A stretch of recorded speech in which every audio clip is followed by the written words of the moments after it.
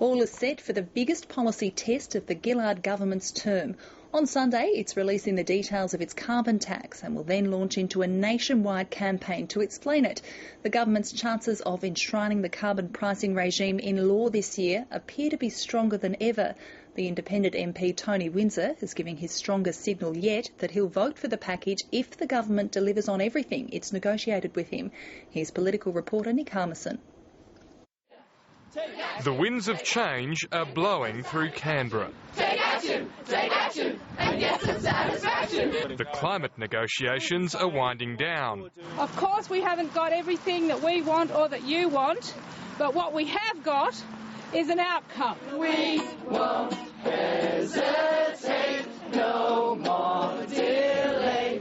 But the government will wait until Sunday to announce its plan after Parliament rises for the midwinter break. When it comes to cost of living, this will be Sunday, bloody Sunday. Sunday is becoming spin day.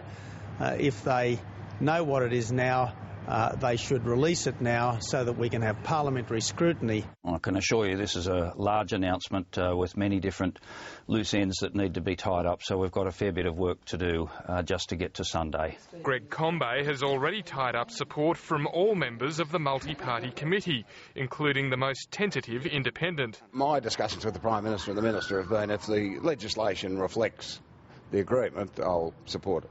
Tony Windsor and Rob Oakeshott, we're disgusted in you. We're absolutely disgusted. You have done this to us. Labor MPs are being instructed to use the parliamentary recess to get out and explain the government's package. All the facts will be out there when we announce the emissions trading scheme, and then we can get stuck into dealing with Mr Abbott's distortions. That's a heavy one, that one.